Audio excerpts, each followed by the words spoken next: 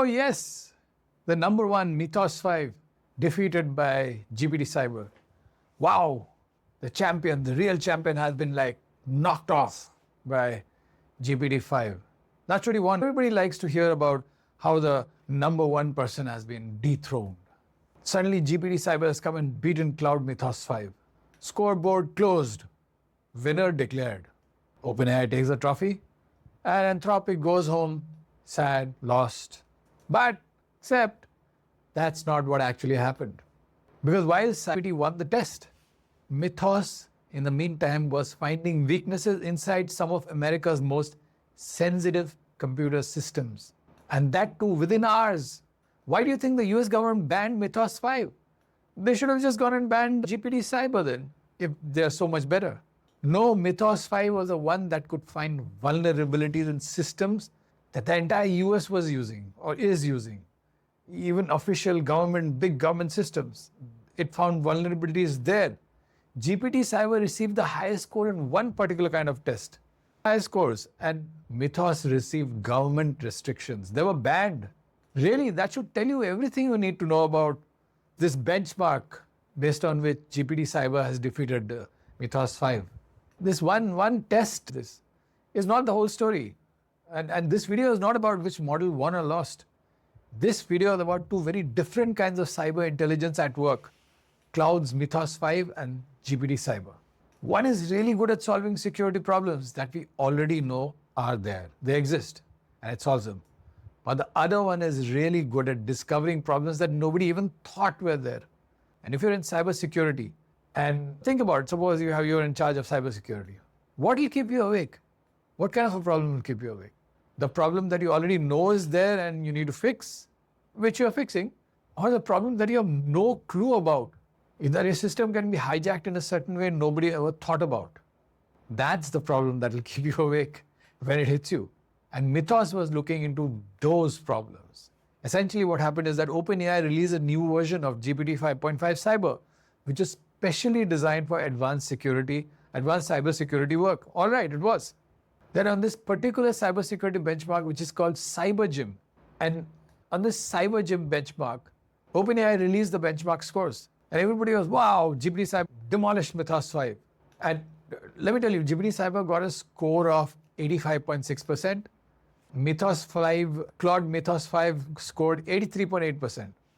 So GPT Cyber won, clearly.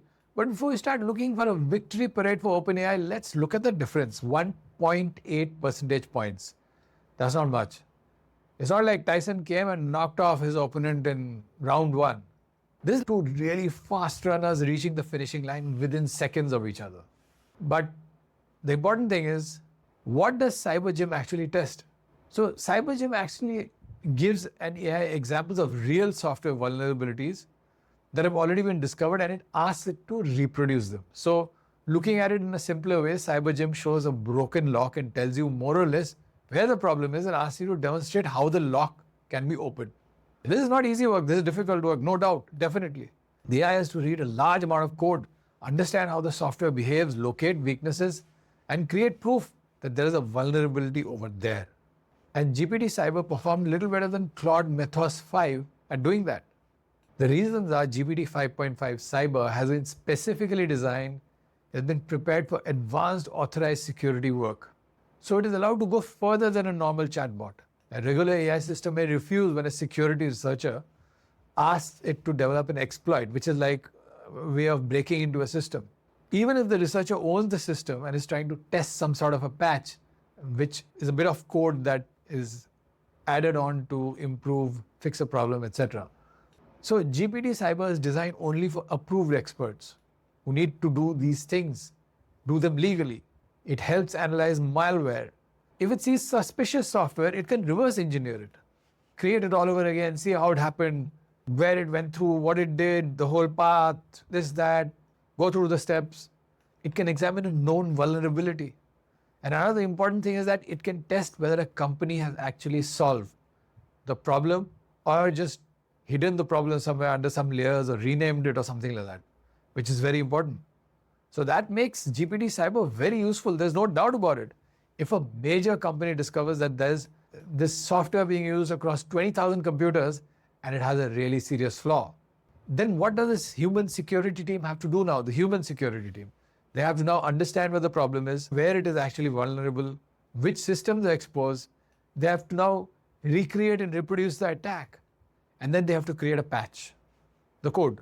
And then they'll have to test that patch and make sure that once you put the new code, everything works perfectly. The problem is solved and nothing else breaks. And this is a process that can take days or even weeks. GPT Cyber can compress this entire thing into a couple of hours. So GPT Cyber, you cannot say GPT Cyber is like some mysterious hacker who's living in some basement or does some crazy genius stuff. No. GPT Cyber is an extremely fast security engineer who never gets tired of reading bad code. So it's one of its biggest practical uses, turning known security problems into verified solutions, fixes. It'll find the vulnerable code, confirm that there is a weakness there. It'll test if some hacker or some bad agent can exploit it. And if it can be done, then create a patch that will prevent the attack. And it'll also make sure that everything else is working fine.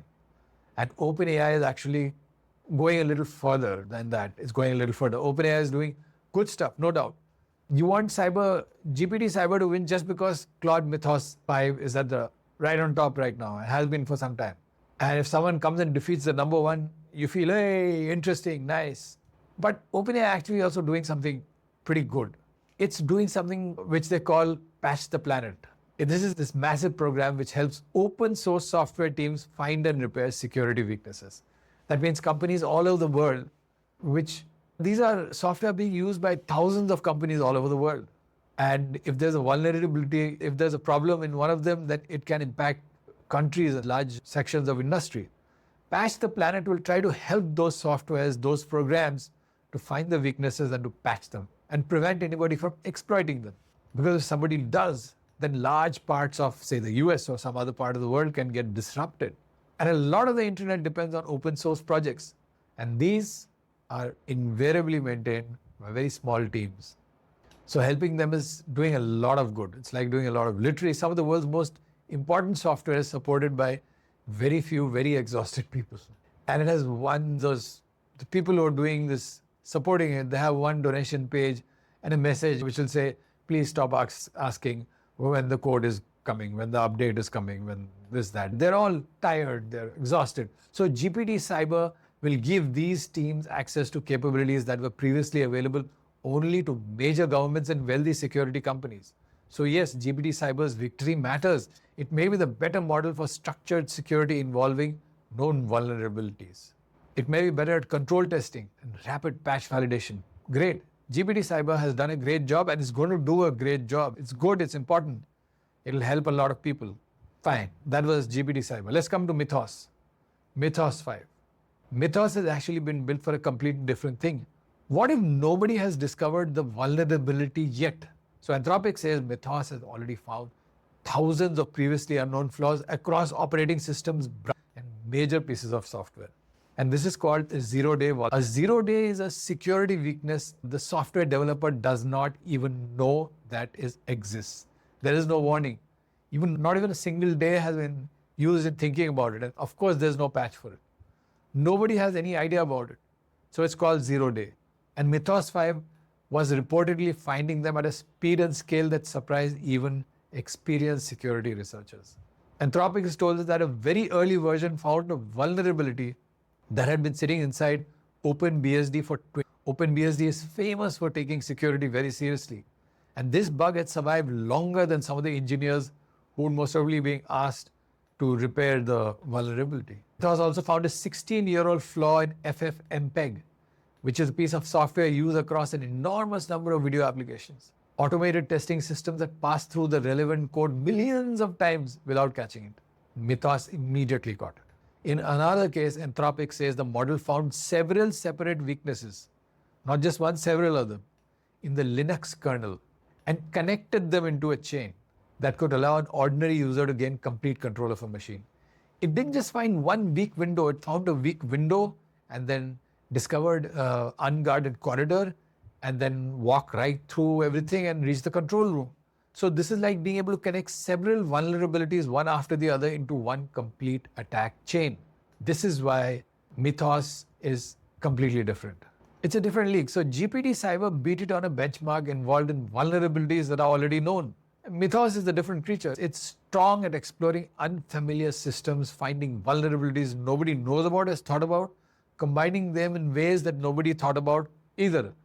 So it's crazy. So you can say GPT Cyber is great at answering the exam.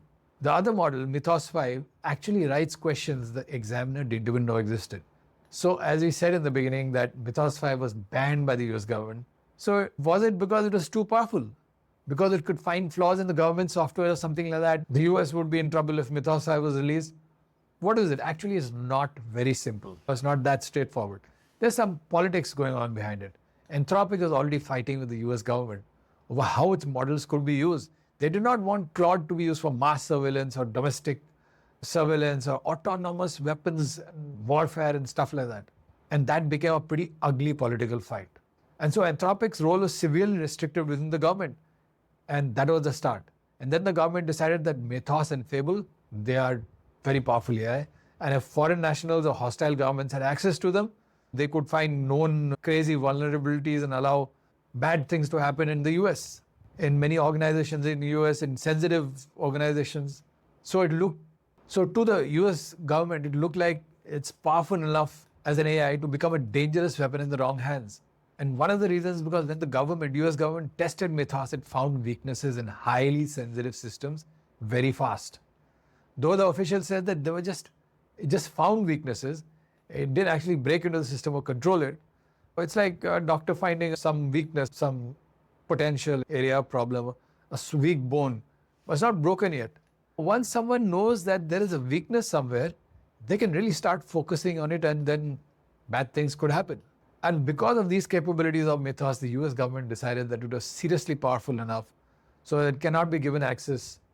So no, not anybody and everybody can be given access to it. There was a need to control who could access Mythos and Fable. And frankly, that's a massive compliment. Government banned Mythos 5 because it was just too powerful. So Mythos lost to GPT Cyber in one benchmark, Cybergym. But frankly, Mythos is in a different league.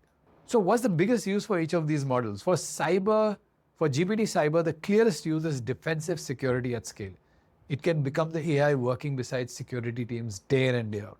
It will review new code before it launches, investigate suspicious files, reproduce known vulnerabilities, severely test a company's defenses, and it will create patches and then verify the patches. It will massively reduce the time between discovering a security flaw and then protecting millions of users from it. That's very important. But what about Mythos? The biggest use may be looking into the world's most important software for unknown weaknesses before attackers find them. These could be operating systems, massive operating systems, web browsers, cloud infrastructure, bank software, telecom unification systems. This is the hidden code holding modern life together. It's that big. So let me tell you about Project Glasswing. It gives selected organizations access to Mythos so that they can examine critical systems, identify vulnerability, and then repair them before those weaknesses are abused. That is the positive version of Mythos. Obviously, it's very clear what the negative version is. It can be used as a tremendously terrible weapon. So that's more or less the story about GPT Cyber and how it defeated Mythos 5. So though right off it looks like GPT Cyber 1, there's lots going on behind it. I'll leave you at that. See you in the next episode. And if you enjoyed this, do like, share, and subscribe to this channel. See you.